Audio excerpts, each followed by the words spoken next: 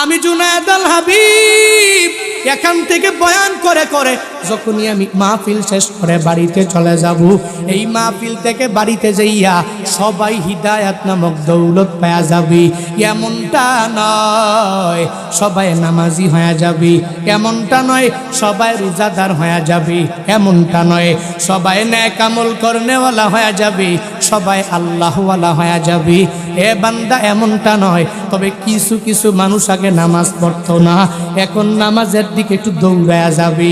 আগে কিছু মানুষ রোজার দিকে অগ্রগামী হয়ে যাইতো না, বয়ান শুনিয়া বান্দা রোজার দিকে আগাইয়া যাবে।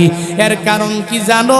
এই বান্দার অন্তরের মধ্যে আল্লাহ তাকওয়া নামক মেডিসিনটা ঢুকায়া দিলেন। আল্লাহ বলেন, আমার যেই বান্দার মধ্যে তাকওয়া থাকবে, ওয়া মাইয়াত্তাকিল্লাহ ইয়াজআল লাহু মাখরাজা, যেই বান্দা আমি রবের ভয় অন্তরের মধ্যে নিয়া নিয়া দুনিয়ার মধ্যে চলবে, আমি আল্লাহ ইয়াজআল লাহু মাখরাজা, বান্দা গুনাহ থেকে বাঁচার জন্য বিভিন্ন পথ আমি আল্লাহ বের করে দিব। পথ বের করবে কে? আল্লাহ বলেন, আমি রবের ভয় তবে তোমার অন্তরের মধ্যে থাকা লাগবে, তাহলে গুনাহের ধারে কাছেও বান্দা তুই যেতে পারবা না। ওই গুনাহের ধারে কাছে যখন যাইবা তখনই আমি আল্লাহ গুনাহ থেকে বাঁচাইয়া দিব, তখনই আমি আল্লাহ গুনাহ মুক্ত জিন্দেগি তোমারে উপহার দিয়া দিব। বনি ইসরাইলের মধ্যে এক আল্লাহর বান্দা, যেই বান্দা গুনাহকে বড় ভয় করে, ওই বান্দাটা গুনাহের ধারে কাছেও যায় না।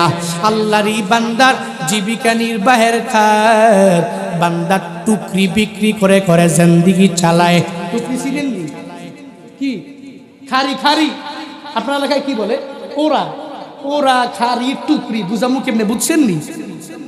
বনি ইসরাইলের ওই বান্দাটা টুকরি বিক্রি করে জিন্দেগি চালায়, জীবিকা নির্বাহের বড় খাত বান্দা টুকরি নিজে নিজে নিজে নিজে বানায়, আর এলাকার মধ্যে ঘুরে ঘুরে বিভিন্ন মানুষের কাছে হাঁটিয়া হকারের মতো এই টুকরিগুলো বান্দাটা বিক্রি করে দেয়। আল্লাহর এই বান্দা একদিন ওই রাজা বাদশা তার এলাকার বাড়ির পাশে দিয়া যায় আর টুকরি বিক্রি করে। ওই রাজার বউটা রানী মা দেখে এটা টুকরি বিক্রেতা, টুকরি ক্রয় বিক্রয় করতে করতে চলে যায়। আল্লাহর বান্দি ওই রানী মা এই টুকরি বিক্রেতার চেহারাটা দেখিয়া তার প্রেম জেগে গেল, বড় ভালোবাসা লেগে গেল, আর চিন্তা করলো এই লোকটার সাথে খারাপ কাজের মধ্যে লিপ্ত হয়ে যাওয়া লাগবে। ওই রানী মা কি পরিমাণ বড় লোক বান্দা জানুনি? কারণ রাজার বউ ধনী না গরিব? কি পরিমাণ গরিব না ধনী? সম্ভ্রান্ত না? অনেক সম্ভ্রান্ত, টাকাওয়ালা, অনেক সুন্দরী। রানীমা বড় সম্ভ্রান্ত পরিবারের এবং তার স্বামীটা ওই এলাকার বড় রাজা। কি পরিমাণ পাগল পারা হয়ে গেল! ওই টুকরি বিক্রেতা বেচারা অনেক বড় সুন্দর একটা লোক, তাকে দেখিয়া রানীমার অন্তরের মধ্যে প্রেম জেগে গেল। ওই রানীমার খাদেমার অভাব নাই, খাদেমারে ডাক দেয়, হে খাদেমা, ওই টুকরি বিক্রেতার কাছে যাও, তাকে যা বলো আমার রানীমা তোমায় ডেকেছে, টুকরি ক্রয় করবে তোমার কাছ থেকে। দৌড়াইয়া খাদেমা চলে গেল, ওই টুকরি বিক্রেতাকে ডাকিয়া ডাকিয়া আনলো। ডাকিয়া আনিয়া এবার যখন রানীমার সামনে দাঁড় করাইয়া দিল, ওই রানীমা বলে, আমি তোমাকে মূলত টুকরি ক্রয় করার জন্য ডাকি নাই, বরং তোমার সাথে খারাপ কাজের জন্য আমি লিপ্ত হয়ে যাব। কারণ তুমি বড় সুন্দর, এরকম সুন্দর পুরুষ আমার প্রয়োজন, তোমার সাথে প্রেম নিবেদনে আমি লিপ্ত হয়ে যাব, ভালোবাসায় জড়াইয়া যাব, বড় এক জিনার মধ্যে আমি লিপ্ত হয়ে যাব। কিন্তু টুকরি বিক্রেতা যদিও গরিব, তার অন্তরে একজনের ভয়, চিল্লায়া বলো তার না। আল্লাহর ওই বান্দা চিন্তা ভাবনা করতে লাগলো। ওই বান্দা ওই জায়গায় চোখের পানি ফালাইয়া মাওলার দরবারে বারংবার বলে, ও দয়ার মালিক, দুনিয়াতে আমি কোনো গুনাহ করি নাই, ও আল্লাহ আমি কোনো জেনার মধ্যেও লিপ্ত হয়ে যাই নাই, এমন কোনো কবিরা গুনাহ আমি করি নাই। এই দুনিয়াতে চলার পথে তুমি আমারে কি পরিমাণ গরিব বানায়া দিলা। ও আল্লাহ, গরিব হয়ে যাওয়ার পরেও আমি কোনো গুনাহের ধারে কাছে যাই নাই। আজকে এই মহিলার সাথে খারাপ কাজের মধ্যে লিপ্ত হয়ে যাওয়া লাগবে। ওই বান্দার অন্তরের মধ্যে আল্লাহ একটা বড় বুদ্ধি জাগ্রত করে দিলেন। লোকটা বলতে লাগলো, ও রানীমা, তুমি আমারে অনুমতি দাও। যদি অনুমতি দাও আমি একটু ছাদের উপরে যাব। ছাদের উপরে যাইয়া ওখানে আমি অজু করে তারপরে তোমার কাছে চলে আসব। অন্তরের মধ্যে এই বুদ্ধি দুনিয়ার কোনো বান্দা বান্দারে দেয় নাই, একজন দিয়েছে। চিল্লায়া বলো তার না। আল্লাহ বলেন, ওয়া মাইয়াত্তাকিল্লাহ ইয়াজআল লাহু মাখরাজা। দুনিয়াতে যেই বান্দাটা আমি রবের ভয় অন্তরের মধ্যে নিয়ে নিয়ে যেই বান্দা আগায়া যাবে, ওই বান্দা কোনো গুনাহের কাজের মধ্যে জড়াইতে পারবে না। দুনিয়ার কোনো মানুষ এই বান্দাকে প্রলোভন দেখাইয়া পাগল বানাতে পারবে না। কারণ আমি আল্লাহ এই বান্দার গুনাহ থেকে বাঁচার জন্য অনেকগুলো পথ আমি আল্লাহ বান্দার জন্য বের করে দিব।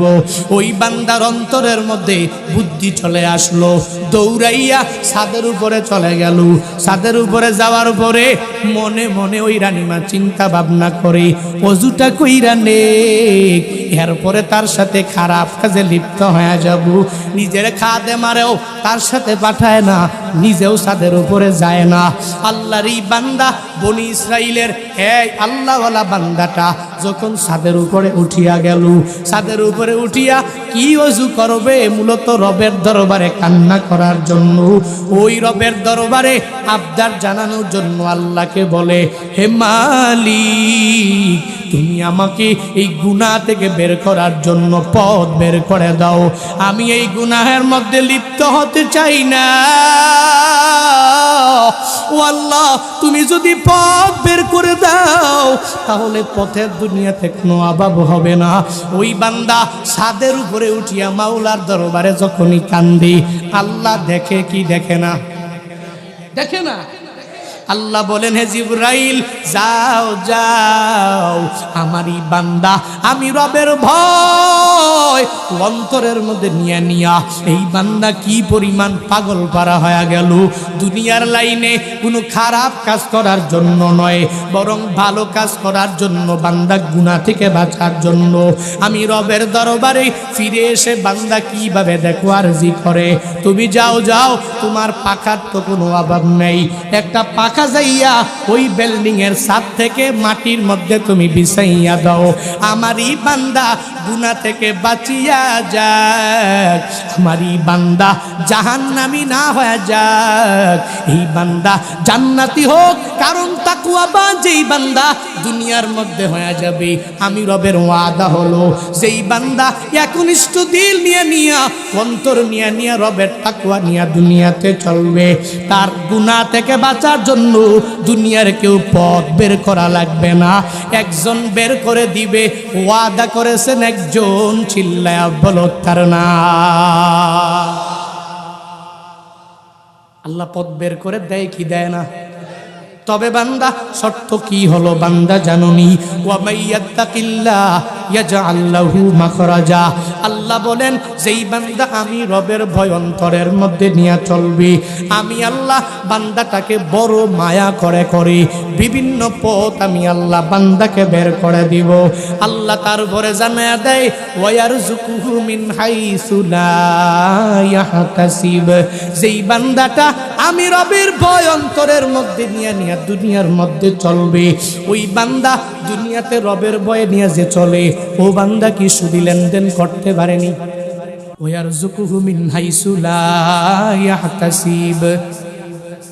আল্লাহ বলেন, যেই বান্দা রবের ভয় অন্তরের মধ্যে নিয়ে চলবে, আমি রব এক নম্বরে তো বান্দার গুনাহ থেকে বাঁচার জন্য বিভিন্ন পথ বের করে দিলাম।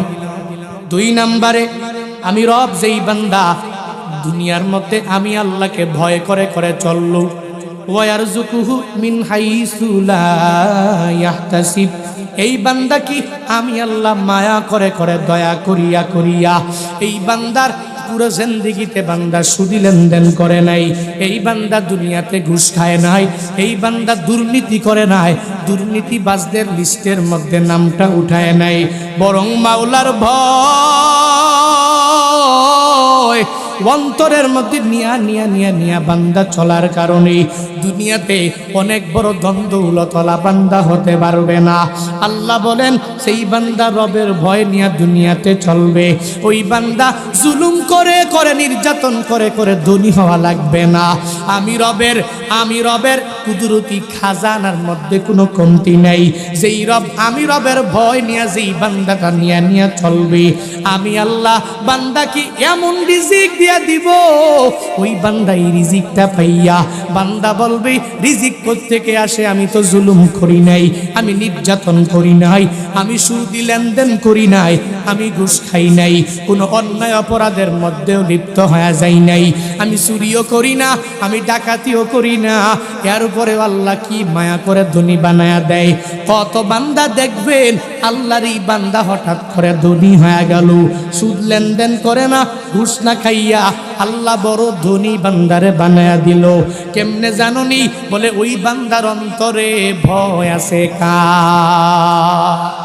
আর ওই বান্দাদের জন্য, ওই বান্দাদের ব্যাপারে আমার মাওলা পূর্ণাঙ্গভাবে ওয়াদাবদ্ধ হয়ে গেল, রে বান্দা তুই যদি আমি রবের ভয় অন্তরের মধ্যে নিয়ে চলে যাও, তুই যদি রবের ভয় নিয়ে সামনে যদি আগায় যাও, আমি আল্লাহ তোকে এমন রিজিক দিয়া দিব বান্দা তুই রিজিক নিয়া গণনা করেও হিসাব করতে পারবি না।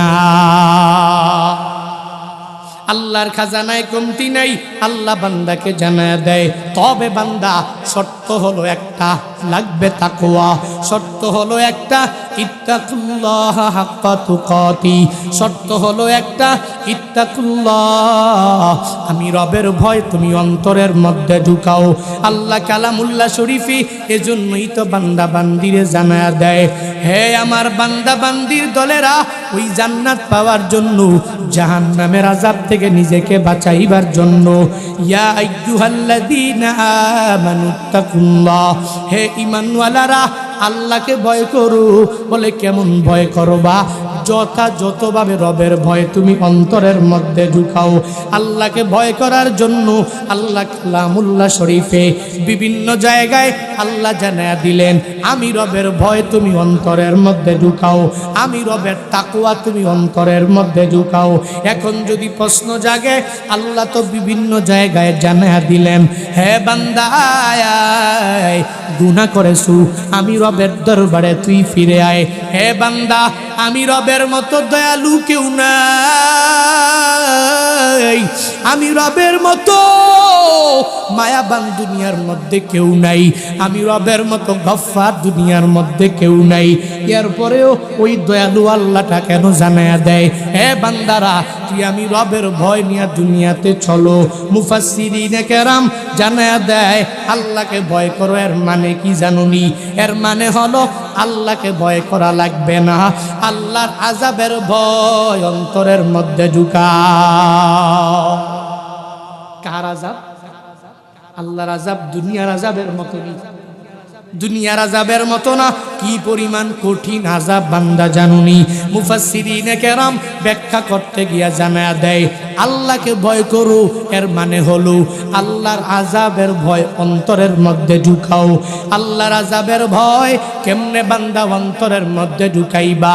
বলে বান্দা তুমি ওই গুণে গুণান্বিত হয়ে যাও, মাঝে মাঝে রুমের মধ্যে যাইয়া ওই সবার দরওয়াজা যখনই বন্ধ হয়ে গেল, তুমি রুমের দরওয়াজাটা লাগাইয়া ওই জায়গার মধ্যে বসে বসে রবের দরবারে চোখের পানি ফালাইয়া কান্না করো, আর আল্লাহর দরবারে বলো, হে মালিক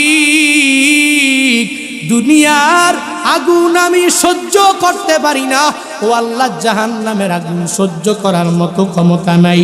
কারণ জাহান্নামের আগুনের ব্যাপারে বয়ান মদিনাওয়ালা নবী হাদিসের মধ্যে জানায়া দেয়, ওই জাহান্নামের আগুন তো দুনিয়ার কোনো সাধারণ আগুনের নাম নয়।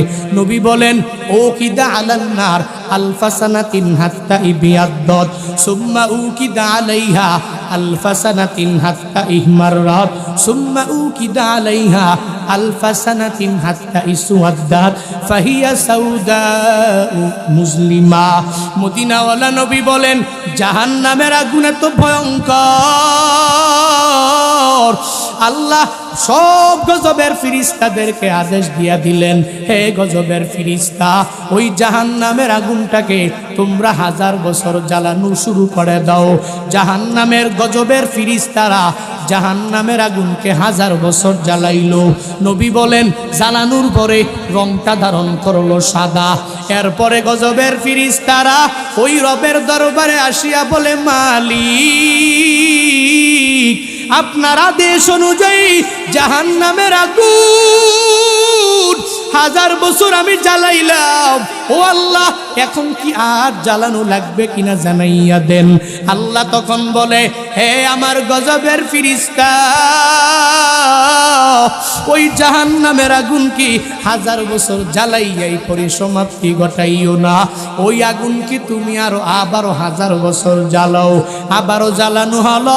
আবার গজবের ফিরিস্তারা যায় বলে, ও মালিক আমার, এবার তো 1000 বছর জ্বালাইলাম, আরো জ্বালানো লাগবো নি। আল্লাহ বলেন হবে না, হবে না, হবে না। হে গজবের ফিরিস্তারা যাও যাও, এই জাহান্নামের আগুন কি আরো 1000 বছর প্রজ্বলিত করে দাও। জাহান্নামের আগুনেরা আবার রবের আদেশ শুনিয়া 1000 বছর আবারও জ্বালাইলো। প্রথমে সাদা, এরপরে লাল, এরপরে কালো রং জাহান্নামের আগুনটা ধারণ করলো। কোন বান্দা যদি জাহান্নামী হয়ে যায়, ওই বান্দা দেখবে অন্ধকারের কোনো শেষ নেই। মদিনাওয়ালা নবী বলেন ফাহিয়া সাউদা ও মুসলিমা। এখন জাহান্নামের আগুনটা অন্ধকারচ্ছন্ন কালো অবস্থায় বিরাজমান। মদিনাওয়ালা নবী বলেন ওই জাহান্নামের মধ্যে কোনো বান্দা আরেকটা বান্দাকে দেখবে না। কি পরিমাণ অন্ধকার নবী জানাইয়া দিয়া কেন উম্মতের জানায়? কারণ উম্মতেরা জাহান্নামের ভয় তুমি অন্তরের মধ্যে ঢুকানো লাগবে। আল্লাহ বলেন আমি রবকে ভয় করো, এর মানে হলো আমি রবকে তোমার ভয় করা লাগবে না। ওই রবের আযাবের ভয় তুমি অন্তরের মধ্যে ঢুকাও, কারণ রবের আযাব সহ্য করার মতো ক্ষমতা কোনো বান্দার মাঝে নাই। এই আল্লাহর বান্দারা ওই রবকে ভয় করো। আল্লাহ কি ভয়ঙ্কর নাকি? বলে না না, আল্লাহ যেরকম দয়ালু, আবার তো ওই পরিমাণ রাগ আল্লাহর আছে না নাই? আল্লাহর নাম যেরকম রহিম, আল্লাহর নাম যেরকম রহমান, আল্লাহর নাম যেরকম গফফার, আল্লাহর নাম যেরকম সাত্তার। আল্লাহ বলেন দুনিয়াতে আমি আল্লাহ হয়ে গেলাম রহমান, দুনিয়াতে আমি আল্লাহ হয়ে গেলাম দয়ালু, দুনিয়াতে আমি আল্লাহ হয়ে গেলাম গফফার, দুনিয়াতে আমি আল্লাহ হয়ে গেলাম সাত্তার। কিন্তু হাসরের ময়দানে আমার একটা গুণবাচক নাম তোরা খুঁজে পাবি না। ওই সময় আমি আল্লাহর নাম হবে কহ্হার। ওই সময় আমি আল্লাহর নাম বান্দা তুই দয়ালু বলে খুঁজে পাবি না। আমি আল্লাহর নাম ওই সময় তুই রহমান বলে বলে খুঁজে পাবি না। ওই সময় আমি আল্লাহর নাম তুই আমি আল্লাহকে সাত্তার বলেও খুঁজে পাবি না। ওই সময়ে আমি আল্লাহ মহারাগে রাগান্বিত হয়ে যাব। দুনিয়াতে মেম্বার যারা, মাতবর যারা, চেয়ারম্যান যারা, এদের যেরকম দয়া আছে আবার রাগও আছে না নাই?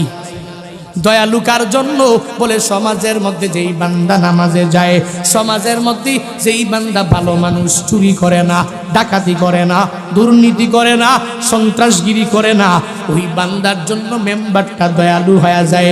এলাকায় ভালো যে মেম্বার তারে ভালোবাসবে, তার জন্য দয়া করবে।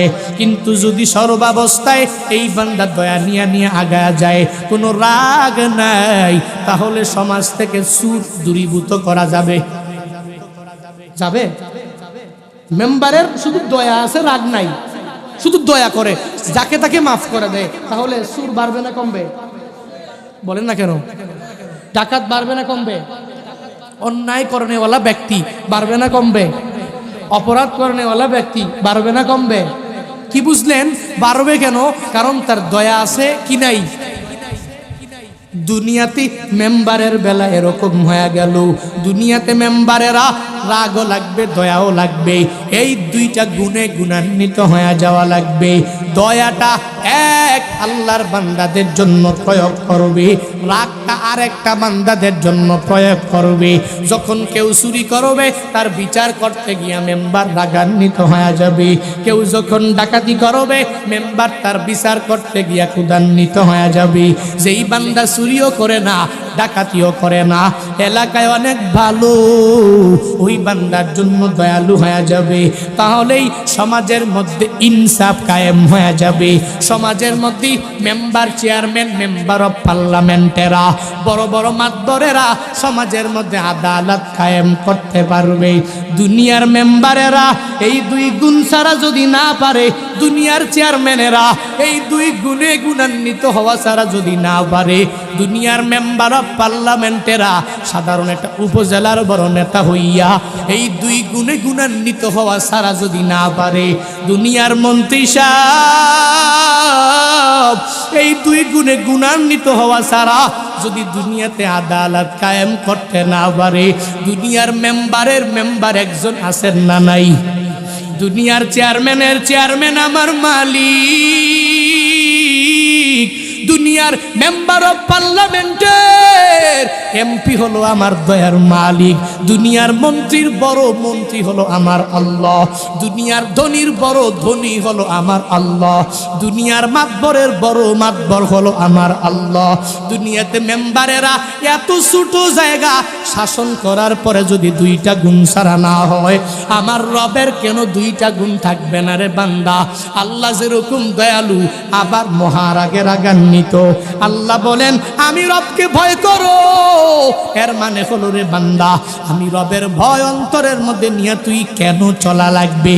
বলে আমি রবের দুইটা গুণ, এক নম্বরে দয়া, দুই নম্বরে আমি আল্লাহ বড় রাগান্বিত। তবে দয়ালু কার জন্য? যেই বান্দা দুনিয়াতে নামাজ পড়বে, যেই বান্দা দুনিয়াতে রোজা রাখবে, যেই বান্দা দুনিয়াতে নেক আমল করবে, যেই বান্দা দুনিয়াতে আমলের লাইনে অগ্রগামী হয়ে যাবে, ওই বান্দার জন্য আমি আল্লাহ দুনিয়াতে দয়ালু হয়ে যাব। আর যেই বান্দা দুনিয়াতে ফেরাউনের মতো হয়ে যাবে, হামানের মতো হয়ে যাবে, দুনিয়াতে যেই বান্দাটা কারুনের মতো হয়ে যাবে, দুনিয়াতে যেই বান্দা আবু জাহাল উতবা সাহেবা মুগিরার মতো হয়ে যাবে, দুনিয়াতে যেই বান্দা বড় বড় যারা ক্ষমতা দেখাইয়া দুনিয়াতে আল্লাহরে মানে নাই তার মতো যারা হয়ে যাবে, আল্লাহ তার জন্য দয়ালু না।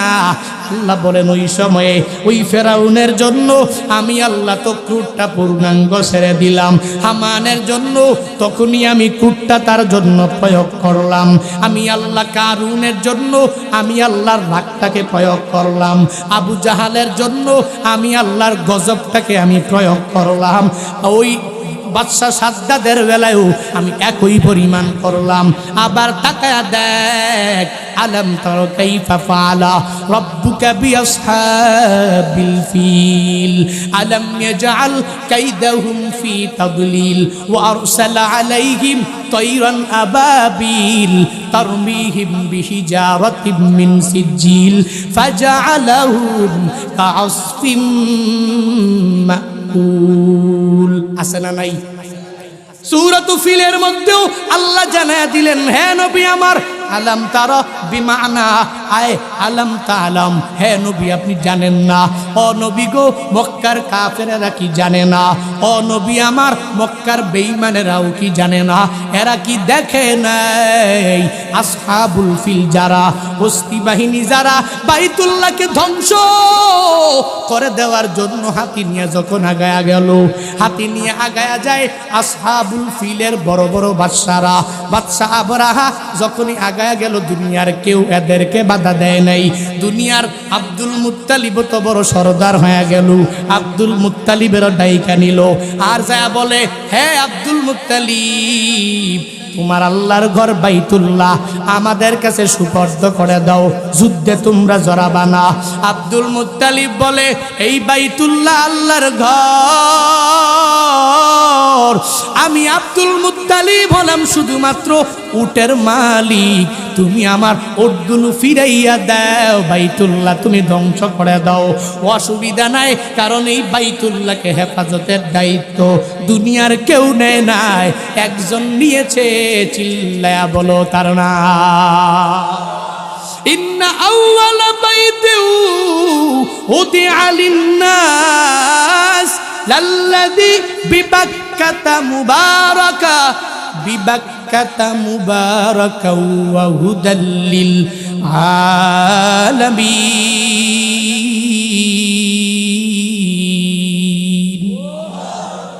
আল্লাহ বলেন, প্রথম ঘর আমি আল্লাহ বড় মায়া করে বানাইলাম, দুনিয়ার কেউ এই বাইতুল্লাহকে ধ্বংস করতে পারবে না। আবাবিল ঝাঁকি ঝাঁকি ঝাঁকি ঝাঁকি পাখি পাঠাইয়া আল্লাহ ছোট ছোট পাথরের মাধ্যমে, কঙ্করের মাধ্যমে, কয়লার মতো ছোট ছোট ছোট ছোট বস্তুর মাধ্যমে দুনিয়া থেকে বিদায় করে দিলেন। আল্লাহ বলেন, ওই সময় আমি আল্লাহ দয়ালু না, ওই সময় বান্দাদের জন্য আমি আল্লাহ ক্রোধটাকে বান্দার উপরে ছেড়ে দিলাম, আমি আল্লাহর রাগ এই বান্দার উপরে ছেড়ে দিলাম, আমি আল্লাহর গজব এই বান্দাদের উপর পতিত করলাম। ওই সময় আল্লাহ বলেন, হে গুলাম তুই ওই সময় আমার দয়ালু পাবি না, হে গুলাম তুই ওই সময় দেখবি আমি আল্লাহর রাগের কোনো অভাব নাই, তবে দয়ালু কার জন্য? ইল্লা মান তাবা ওয়া আমানা ওয়া আমিলা আমালান সলিহা ফাউলাইকা ইউবাদদিলুল্লাহু সাইয়্যাতিহিম হাসানাত ওয়া কানাল্লাহু গফুরুর রহিমা। আল্লাহ শিখাইলেন, শুধু রবের দরবারে বান্দা তুমি দুনিয়া চাইলেই হবে না, দুনিয়া চাইলে আখিরাতের লাইনের জান্নাতটা বান্দা তুই হারায়া। আর যদি আমি রবের দরবারে দুনিয়াও চাও, আখিরাতকেও বান্দা তুমি প্রায়োরিটি দিয়া চাও, জাহান্নামের চিন্তা যদি অন্তরের মধ্যে বান্দা তুমি ঢুকাইয়া রবের কাছে বলো, ও মালিক আমার শুধু দুনিয়াতে ধন দৌলত পাইলেই হবে না, আখিরাতের লাইনেও জান্নাতের অধিপতি হওয়া লাগবে। ও মালিক শুধু দুনিয়া পাইলেই হবে না, আখিরাতেও জাহান্নাম থেকে আমার বাঁচা লাগবে। আল্লাহ বলেন, তোরে ওই সময় আমি আল্লাহ দুনিয়াও দিয়া দিব, আখিরাতের লাইনে আবার তোরে আমি জান্নাতের অধিপতি বানায়া দিব। তবে কোন বান্দা ওই রবের দরবারে দুনিয়া চায়, আখিরাতও চায়, জাহান্নামের আযাব থেকে কোন বান্দাটা মুক্তি চায় জানুনি? বলে, যেই বান্দার অন্তরের মধ্যে একজনের ভয় আছে, চিল্লায়া বলো তার নাম। আল্লাহর ভয় নিয়া নিয়া যেই বান্দা দুনিয়ার মধ্যে আগায়া যায়, ওই বান্দা রবের দরবারে দুনিয়াও চায়, আখিরাতও চায়। আবার জাহান্নামের আযাবের ভয় বান্দার অন্তরের মধ্যে কমতি নেই, কারণ এই বান্দাটা দুনিয়া পাইয়া যাওয়ার পরে এই বান্দা মনে করে দুনিয়া ফানিয়া, আখিরাত হলো বাকিয়া, দুনিয়া ধ্বংস হয়ে যাবে, আখিরাতটাই শুধু বাকি থাকবে। এই দুনিয়াতে 60 বছর 70 বছরের জিন্দেগি, হে বান্দা শ্বাসটাকে তুমি বাহিরে ফেলছো, ওই শ্বাসটা তোমার নাক দিয়া বান্দার ভেতরে ঢুকে নাই। এরপরেই তোমাকে আর আব্দুল মান্নান কেউ বলে না, এরপরেই আব্দুল হান্নান কেউ বলে না, এরপরেই কেউ আব্দুল্লাহ বলে না, এরপরেও কেউ তোমারে আর মানুষ বলে না, এরপরে নিজের ছেলেটাও বলে লাশ, এরপরেও নিজের মেয়েটাও তোমারে জানাইয়া দিল এই লাশটাকে বের করিয়া তুমি মাটির মধ্যে শুয়াইয়া দাও। ওই বান্দাটাই এই কথা চিন্তা ভাবনা দুনিয়ার মধ্যে করতে পারে, যেই বান্দার অন্তরের মধ্যে মালিকের ভয় পূর্ণাঙ্গ আছে। বান্দা যেখানেই যায় ওখানেই বান্দা চিন্তা ভাবনা করে দুনিয়া শেষ না, রবের বিচারের কাঠগড়া একদিন দাঁড়াইয়া যাওয়া লাগবে। ফাইদা নুকিরা ফিন্নাকুর ফাযালিকা ইয়াউমাইযি ইয়াউমুন আসীর আলাল কাফিরিনা গায়রু ইয়াসীর। ওই বান্দা চিন্তা করে ইসরাফিল সিংহা নিয়া দাঁড়াইয়া রইল, যে কোনো একটা সময় ফুৎকারটাও দিয়া দিতে পারে। ফুৎকার দিতে দেরি হয়ে যাবে, পৃথিবী কম্পনে প্রকম্পিত হইয়া সব লন্ডভন্ড হইয়া হাসরের ময়দানটা ওই দিন আর কায়েম হতে বান্দা দেরি হবে না। ওই দিনে কোনো বান্দা পেয়ে যাবে জান্নাত, কোনো বান্দা পেয়ে যাবে জাহান্নাম। কেউ পাবে ডান হাতে আমল নামা, কেউ পেয়ে যাবে বাম হাতে আমল নামা। ডান হাতে আমল নামা যেই বান্দা পাবে, ওই বান্দার কপাল বড় ভালো। যেই বান্দা বাম হাতে আমল নামা পাওয়া যাবে, ওই বান্দার কপালটা বান্দা ভালো হবে না। এই চিন্তা ওই বান্দার অন্তরের মধ্যেই থাকবে। যেই বান্দার রবকে ভয় করিয়া করিয়া দুনিয়াতে আগায়া যায়। খুদ পায় যে আয়াত পড়লাম, ওই তাকওয়ার ব্যাপারেই বান্দা আয়াতটা পড়লাম। আল্লাহ জানায়া দেয়, ঈমানওয়ালারা আমি মাওলাকে সর্বাবস্থায় ভয় করবি। হে মুমিনেরা, আমি রবের ভয় অন্তরের মধ্যে নিয়ে নিয়ে চলবি। আমি রবের তাকওয়া আল্লাহ ভীতি অন্তরের মধ্যে নিয়ে নিয়ে আগায়া যাবি। আমি রবের ভয় অন্তরের মধ্যে নিয়ে নিয়ে নিয়ে যেই বান্দা চলবি, আল্লাহ বলেন ওই বান্দার প্রতিদানের কোনো অভাব নেই। দুইটা বড় বড় প্রতিদান আল্লাহ মায়া করে বান্দারে দিয়া দিবে।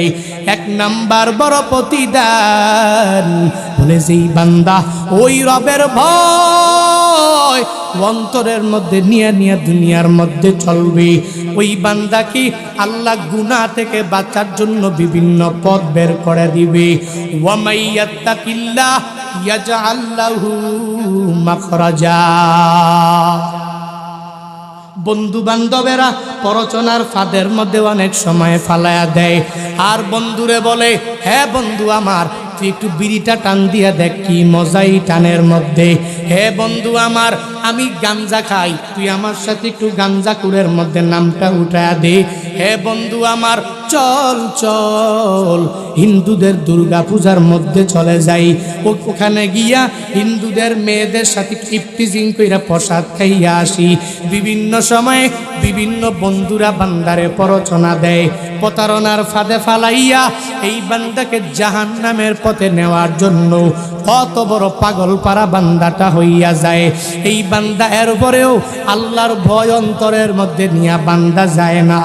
স্কুলের মধ্যে যায় দেখ, কলেজের মধ্যে যায় দেখ, ভার্সিটির মধ্যে বান্দা যায় দেখু, অনেকগুলা ক্লাসমেট, অনেকে একসাথে এক ক্লাসের মধ্যেই পড়ে।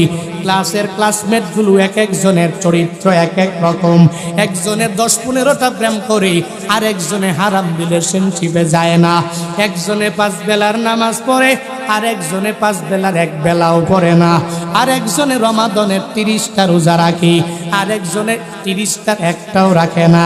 আর একজনে তাহাজ্জুদ পড়ে, এ তাহাজ্জুদ আর একজনে কি এটাও জানে না, বুঝে না। একজনে ইশরাক পড়ে, ওই আর একজন বান্দা ইশরাক কি এটাও জানে না।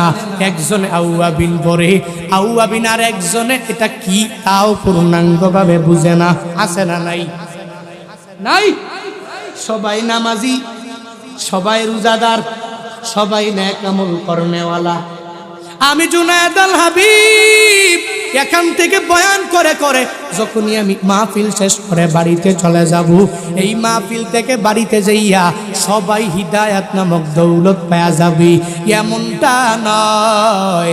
সবাই নামাজি হয়ে যাবে এমনটা নয়, সবাই রোজাদার হয়ে যাবে এমনটা নয়, সবাই নেক আমল করনেওয়ালা হয়ে যাবে, সবাই আল্লাহওয়ালা হয়ে যাবে এ বান্দা এমনটা নয়। তবে কিছু কিছু মানুষ আগে নামাজ পড়তো না, এখন নামাজের দিকে একটু দৌড়ায়া যাবে।